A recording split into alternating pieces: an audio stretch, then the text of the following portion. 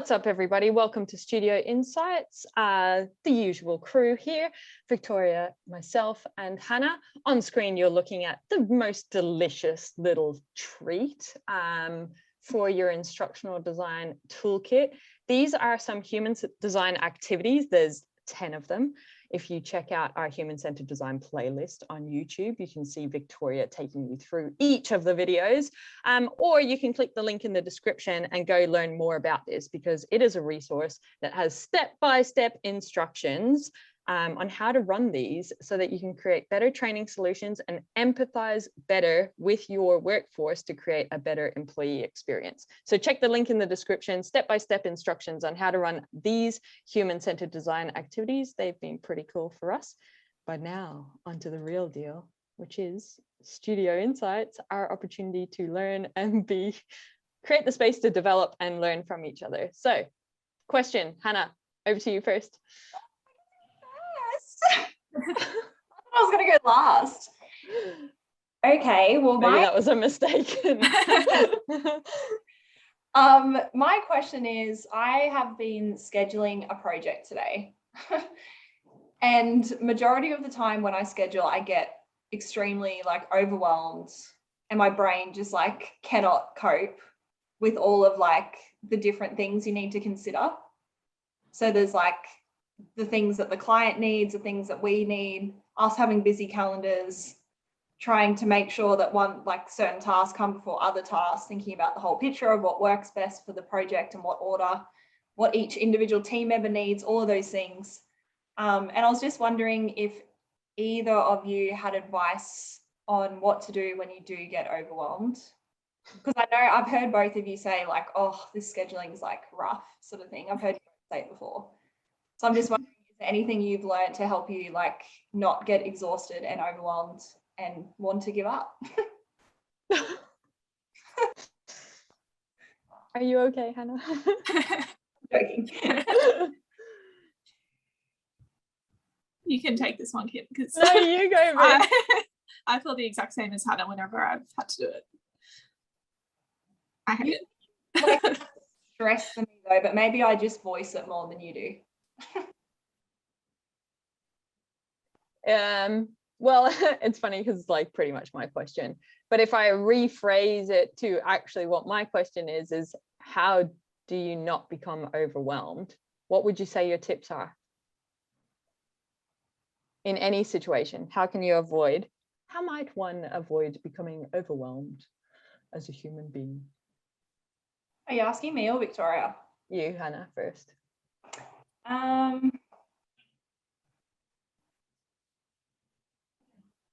Well, it's what I usually do is stop and write down a list of what I need to do. But I've tried that with scheduling and it doesn't work, because even if I write a list, I'll get to a part of the list and be like, oh my God, I forgot that first thing connects with something else. And then I'm like, wait, and then the second thing connects to something, and then it all just falls apart. The whole list. Yeah. So first of all, let's not get into the weeds of scheduling, but if you're overwhelmed, what's your tips? So you pause and you write down a checklist. That's what you've started with. Pause, write a checklist, take a break, ask for help.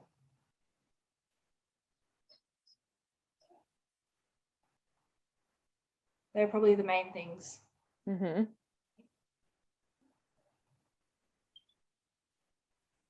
And then how do you go through your checklist?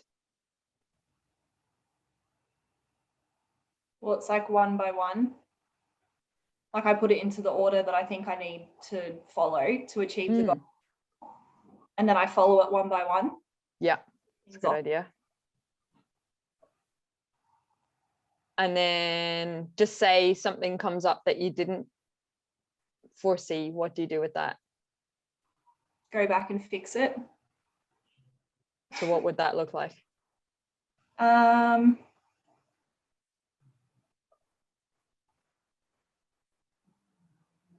So it might be I'm just trying to think of things I've had to fix.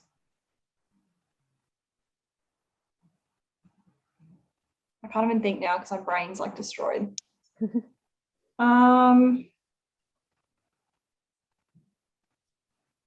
It'd be like me assuming that someone was free at a certain time and then realizing they're probably not free. Mm-hmm. So for them. Yeah, it sounds like as you're going through your checklist, you prioritize. Another thing that you do with your trying not to get overwhelmed is write down assumptions. That's kind of like its own little checklist then. So you might, from those assumptions, have questions about them, or you might be able to check in and go, oh, I know what the answer is to that. So it's kind of like a little tree growing out, I guess. Or like a dot pointed list with like sub dot points. Yeah. What else? Open the floor up, Victoria. How do you avoid, what are your tactics for becoming less overwhelmed? Yeah, I feel like the list is the main thing for me that I use. But I can see why Hannah said that it doesn't work sometimes. So the part that's not working is around conflicts, or something's come up that you're like, oh, I didn't think of that, and now that impacts all these other things. Yeah. Like trying to find like evidence to support decisions, and I can't always find it, and then I get more overwhelmed. That might, like I was trying to figure out how long a certain task would take, so I spoke to Victoria because she was the task owner. Then we like realized we didn't actually know how long it would take until we started, even if we based it off other projects. So it was just like, if I get that wrong, that impacts like so many other things, and we can't get it quite right. So that, oh, it's too much. Can't do it. Like I did what I think is best, but I don't feel like incredibly amazing about it because it's like the unknown of what happens in projects.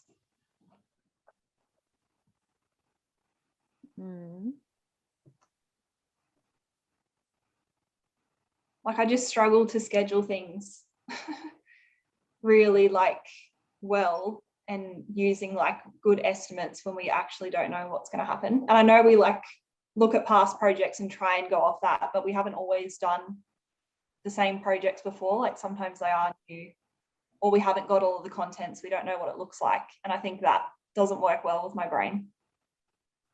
I think you're better at that, Kim. I'm like not good at that. No, I wouldn't say that. I think like you kind of have a story going on, honestly, because if I think about the evidence, I would say you are good at scheduling, and that you like there's more times where it is going well for you than when it's not. Like when you estimate a task, and like if you think of the, I don't know, we easily do hundreds of tasks in a week, but not many of them go over, like in comparison to the volume of tasks that we complete. So we look at the facts are that actually you're more successful than you are unsuccessful, or you're more getting it right than you're getting it wrong. But what's playing out for you is you're getting like overwhelmed by it because there's just lots of moving parts. So then our natural tendency is to go, oh, I'm not good at this, or I can't do this, or, you know, like, because we want to resist, it's uncomfortable. So we're resisting. But if like the reality is that if you weren't good at it, you wouldn't be doing the task, first of all, or you'd get training to be better, or we'd help improve you at it. So the fact of the situation is the reality is different to your experience of it in your head from what I'd say Vic and I, because whenever we get tasks, it's very clear on what we need to do. The majority of the time we have what we need to do. So that project management side of it is legit. So I would just basically call you on that. Yeah. I guess the problem there that you're facing is like you're overwhelmed, and it's about then going, yeah, you've got your checklist and you've got your sub dot points for each of those items. Some of them may have or may not. And something comes up like an unknown estimate that you need to do, and that becomes its own task.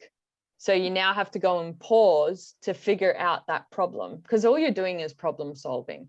So this is a problem. Okay, well, how would I estimate? And you've done the right things, look at previous projects, blah, blah, blah. Look for the evidence. In this case, you have none.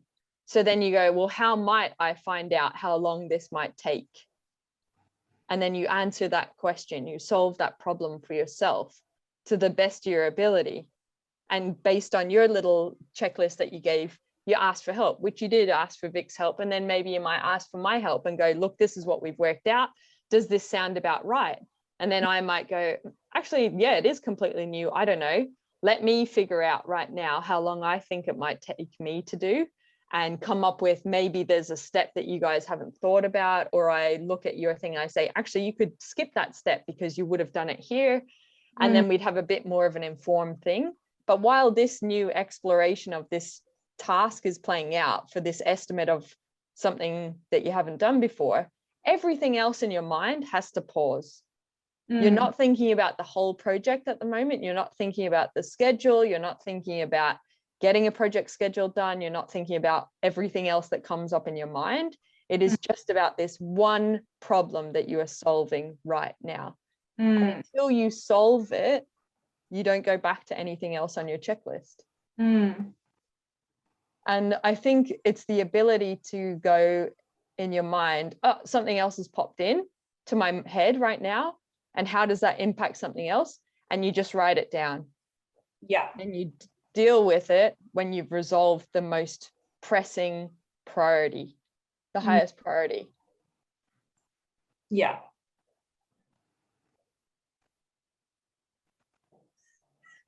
Yeah, cool. That is good. It's good to like compartmentalize it. Yeah. Yeah. Because Keep going. What's your reflection? Even as I'm like scheduling, there'll be like, I'll need to ask Victoria if she can move a task. And then I'm like, oh, now I need to stop and ask that. And then I need to ask you something. And it just seems like very time consuming. But maybe that is just part of the process and we do need the time to do that. Yeah. Scheduling a project takes time. Yeah. And it takes, like, I don't have it open now. Do you have the project management plan open? I was trying to look for it, but Yeah. Just go into it just for like people's thinking. How many tasks, how many rows are in it? Do you want me to share it or just say that? No, just tell me how many rows. Um, So this is we use our project management plan on the Creator Hub. So that's what I'm referring to. 472. Okay, so you're getting overwhelmed by a project that has 472 tasks that need to be completed, that all rely on other things happening. So the reality is that, yes, it will be overwhelming. Yeah. It's complex. And it's not linear, and there's many dependencies that play out. So what you need to do as you go through your steps or your checklist or whatever it is in your task is just go, is this the highest priority problem I need to solve right now? And it might be at that time, and then an assumption comes up, or sorry, a question comes up, or an assumption that needs to be checked comes up, and you go, okay, do I need to solve that right now before I can complete the task that I was doing beforehand? Yes or no? Yeah. You go, the assumption can wait for now, but I'll write it down and come back to it. Yeah. And if you just think, I am focusing on this one thing right now that is my priority, and when I have completed that priority, I'll move to the next priority. That will allow your brain to get rid of all the overwhelm, because you're just focusing on one little task at this point in time. Yeah. Yeah, that is good. I like stopping what you're doing and then doing a side task, because it does feel like I'm trying to retain everything that I was up to, plus like try and figure something else on the side and then come back and be like, where was I at again? So yeah, that's good. Just like making note of where I'm at. And if it's something that needs to be done for me to continue doing that, and then coming back or putting it on a list. Because sometimes I'm like, oh, I think that should be fine. Like, I'm sure Kim will be able to move that or whatever. And I'll move on because I really want to get it done. And then I think later on and I'm like, oh, I actually should have asked. Like, I don't know if Kim's going to be free when I do my check. So it's probably just actually questioning everything and taking notes for everything, like not just assuming it'll be fine, because your second might be like, it's probably not going to be fine. Because I think the brain like naturally takes shortcuts. Like when there's lots of stuff going on, I think my brain's naturally like, that will be fine, move on. Like there's too many other things to deal with. But like everything probably needs attention, every single little problem. I think the way we work, it does, because we are like, we try to minimize errors and risks. And that's why we spend a lot of time in the planning stage, so that our life throughout the rest of the project is really cruisy, so that we all have a good experience when completing our task. We're not under pressure. It's a comfortable and enjoyable experience for the stakeholders we're working with as well. So that's why we do go to this level of detail. But a lot of people don't go to the level of, okay, well, what are the risks here? What are the assumptions and what are the consequences of each of those 472 tasks? And that suits them. But I think what we have discovered is when we make shortcuts or when we change processes in the past, that's where errors or that's where things go wrong. So it is worth taking the time. And the reality of, I guess, scheduling a project that has 472 tasks is probably going to take you a whole day or 2 days to schedule, as opposed to, and plan, as opposed to something that you're probably just thinking, I need to get this done the next hour, and that's impossible. Yeah, well, that's definitely what I was thinking. Yeah, so an appreciation for the task that you actually are undertaking. Yeah, cool. Thank you. That was good. So what's your summary then of how you would approach it, an overwhelming task? I think just accept that it is a big task. Like I think I was thinking I was really bad at it and it would be like super quick for other people. That's why I was getting frustrated. Write like a checklist and do take the time to consider the risks and assumptions for each thing. Like it's worth taking the time, because it's much more worse when we're super stressed in the middle of a project and it's due to the client the next day and we haven't done what we need to. So I think it is worth it. And if there's something to solve outside of whatever I'm doing, the scheduling, either do it in the moment if it needs to happen to move forward, or make a note and deal with it like later, come back to it.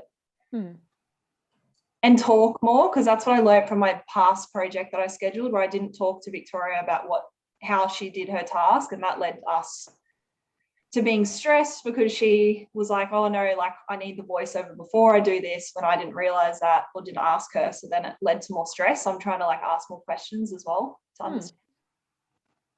Yeah, that's cool. Do you have any summarizing thoughts, Victoria? No, I think Hannah's got it covered. So just if you think about it in the simplest form, you're completing a to-do list, and just complete it in the order of priority. And that priority may shift as you go through it, and that's okay. And only focus on the priority of that precise moment. Yeah. Be present.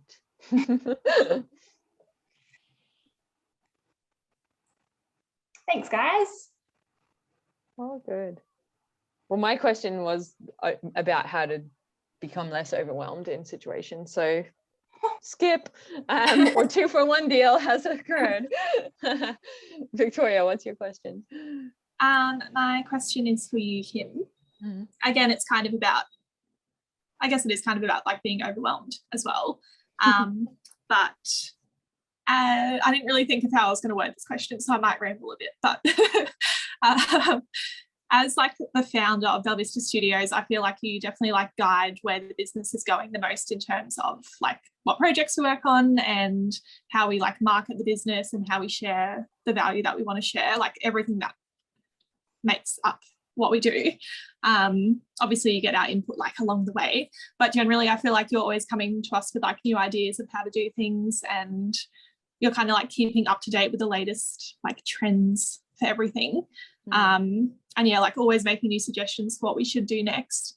But how do you actually, because I feel like that is overwhelming. Like there's so much out there for how you can like market differently, make learning solutions differently, like all of that. How do you choose what you want to do, what you want to stop doing, what you want to start doing, all of that, when there's like so many options, and a lot of the time they're like all seem like good options? How do you decide? You can rephrase that question if you need to. No, I get it. And it kind of is like exactly what Hannah is going through. You know, you've got something to achieve, and we have a business to run, and we've got people that we're serving, and we have to do it to the best of our ability, and things are changing all the time. And how do you keep up? How do you prioritize what you keep doing, stop doing, and improve? The number one decision maker for me as the business owner is like, it is my business, and it is very aligned to the life that I want to create. So everything stems from my passion, my purpose, and my existence on this earth in this current form, number one, right? Now, what we're very fortunate is that the three of us are very similar, and we've attracted purposely, like I would have done that as well, is to attract like-minded people. And people that are on a similar mission to live a similar type of life. Now, we're very different people and we live very different lives, but at the end of the day, our values are aligned. So that makes it easier for me to, first of all, make decisions that are aligned to, is this going to help me live a better, more fulfilling life? Yes or no, is the first thing. The second thing, and where that comes from, is I would never do, at the moment anyway, and in the foreseeable future, I would never earn money another way. Because if I could do what we do for free, I'd be doing it. That's how much I'm aligned to Belvista Studios and the mission that we're on. Now, that alignment is also, the next part is this aligned to your interests, your desires as a human being, professionally and also personally? So I'm constantly listening to where you're at, what you're interested in, what you like, how does that align to us executing on what that is. Now, so I'm like, that's what I'm that's like the main decision making thing, I guess. With everything that does go on, like it literally is like, you just look on any kind of LinkedIn feed or whatever, you scroll and you've seen two things, and they're completely different messages that have multiple possibilities for us.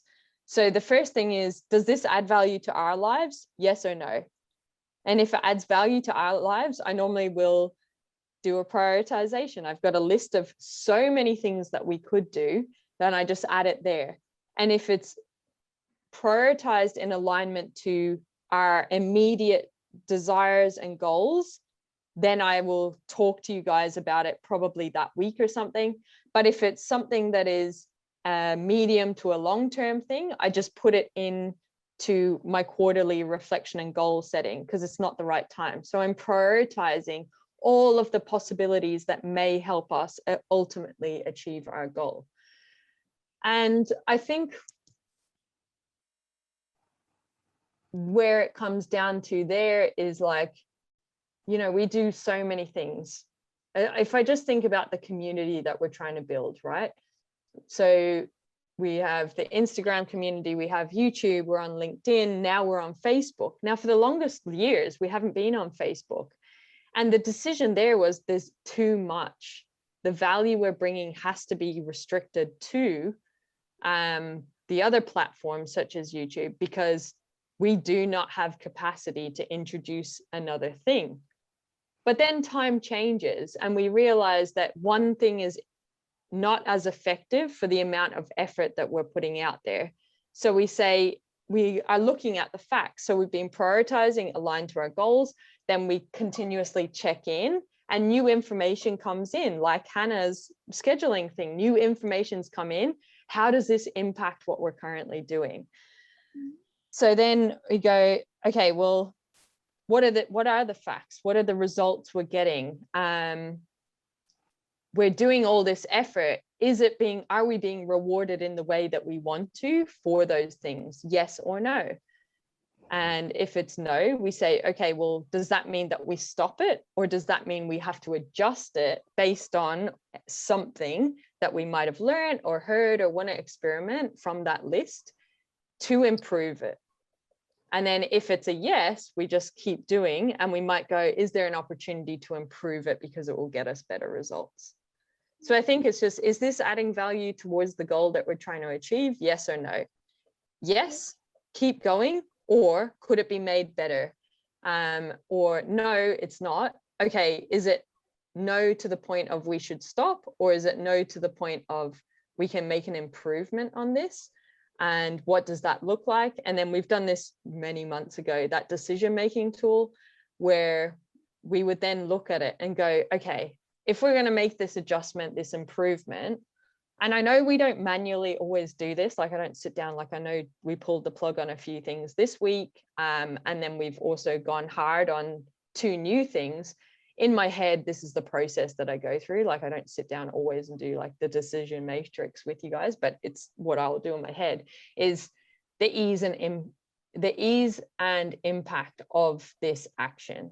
So if we look at, is it easy? And I'll ask you guys, how long would it take you to get that up and doing? You know, we're seeing fantastic results on this thing. I have said we're not going to do it, but how long would it take? Okay, it's easy. It's a 15-minute thing.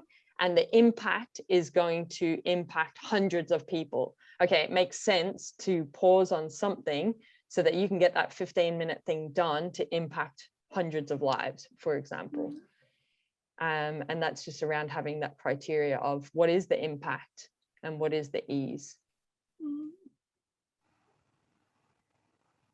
And I think that's where people fall down, is they don't reflect. So we're continuously reflecting, you know, like we have that time, we have team priority time every week. And this week in particular, I was checking in on things that we'd implemented in the last couple of weeks. I'm saying, we did that new thing. How's it going? Do you think it's worth the effort? I'm trying to get data from you to say, do we continue or do we stop, or do we need to adjust this? And how aligned is it to our goals? And is it going to get us there faster, or is it going to be more meaningful work for us, for example? So it's very similar to the process for Hannah when we get overwhelmed. It's just prioritization aligned to the goal that you're trying to achieve in that moment. Yeah. And I think that's good, because I feel like it can be hard, like once you get into a routine of doing things for so long, like whatever it is. But if you're not actually checking back in to see if it's having the impact that you want, then especially if it's like taken a lot of work initially to get it set up, and then it like becomes a habit, and it's kind of like hard to decide whether or not you want to give up that work you've already put in. So I feel like the check-in is really important, because like there's no point putting more and more work into something that's not working when it could just be like a little tweak that it needs, or you could be putting all that effort into something more valuable. Yeah, definitely. And I think it's important as well, like we work really hard. Like we really work hard. And I think it's important to check in on things, because we work really hard, which means that we're down in the weeds and we're in execution mode. And sometimes we need to come out and go, how are those efforts being received? You know, and we have certain things that we do in the team to make sure that we are recognizing that those efforts are having an impact, and remember why we're doing it. You know, like even with scheduling, you have to do a schedule, right? Why do we do a schedule? Because we don't want it to be a painful experience for us as a team or for the stakeholders that we work with. And when we think about in the moment, like we're like, oh God, a project schedule. Ugh. But we think about, what if we had to have a difficult conversation later on in the project because we were saying this can't be achieved because of X, Y, Z, because we didn't spend the time up front. Imagine having a difficult conversation with one of us, like, sorry, I actually have fucked up on that task, and now your life is miserable. You're going to have to, not your whole life, but like the task is going to be harder for you because I messed up on my end, you're going to have to work later so that we can deliver to the client on time. Like if you think about the consequence that could play out, then you go, nah, that's why it's worth this little task now of not little, but this scheduling task now. Yeah. So it's pulling up to see the big picture, the impact of the work that we're doing as well is really important. Mm. Yeah. And I think as well, like a lot of the things that I'm looking at, like I'm just a curious person anyway, and I like business, so I'm always looking for improvements. But one of my biggest values is making my life as easy as possible. So I'm continuously looking for opportunities to make our lives easier as well. And that's another decision-making point for us. Is it useful right now to pause this thing completely so that we can deal with this other thing that's not working? Because that will give us sustained comfort and peace.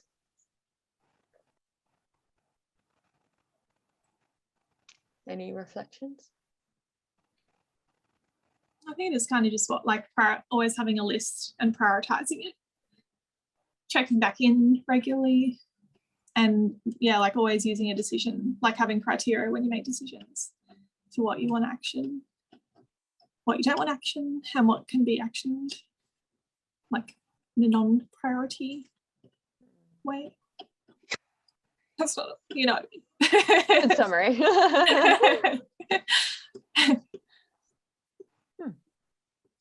I know, I feel like you have something to say. Oh, I was just going to say I'm usually the one that makes up words.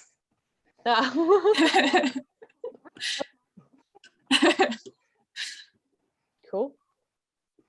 So the summary of this conversation is know your goal, success statement, and close the gap in the order of priority that will get you there the most efficient and effective way. Cool. This has been Studio Insights. You need to go check out those human-centered design activities. The link's in the description. They are bellissimo. Thank you for choosing to learn with us. We appreciate it. And share this with someone. Actually, too many calls to action. So thank you, and go check out the human-centered design activities in the description. Goodbye. What's up, awesome human? Thank you, thank you, thank you on behalf of myself and the Belvista Studios team for continuously choosing to learn with us. We really appreciate it. If the tips and the insights and the context resonate with you and you want to take your skills to the next level, or you want to make your life way easier, you will love our Creator Hub. The Creator Hub is a place for people like you and us. Basically, it's the stuff that we use internally at Belvista Studios, and then we just share it publicly with you. The Creator Hub is created by instructional designers for instructional designers, and what you'll love there at the moment is we've got a quiz, Could I Be a Better Instructional Designer?, that has so much tips in the feedback if you're interested in human-centered design or just taking your skills to the next level in terms of the solutions you're creating and the problems you want to solve. But in there as well, aren't we cute? That's us. But we've got the coaching courses, freebies, give us gratitude, and also we've got some templates. And basically they're always around the lens of learning experience design, instructional design, and e-learning. So a human-centered design focus is very much what we're about at Belvista Studios. So putting your learners at the heart of a solution and creating something for their needs. So there's the human-centered design stuff, and then we've also got the business stuff. So this is the stuff they don't teach you about when you want to become a freelancer or a consultant in the instructional design world. So go check it out. The link is in the description. You can check out everything that is available for you. Thank you for choosing to learn with us. Continuously invest in your skills. You will be rewarded as an instructional designer. Share this stuff, share it with other people, because when we are better instructional designers, we create better solutions that create better humans, that create a better world. So we have a very important role, and I'm excited to be on this journey with you. Have an awesome day.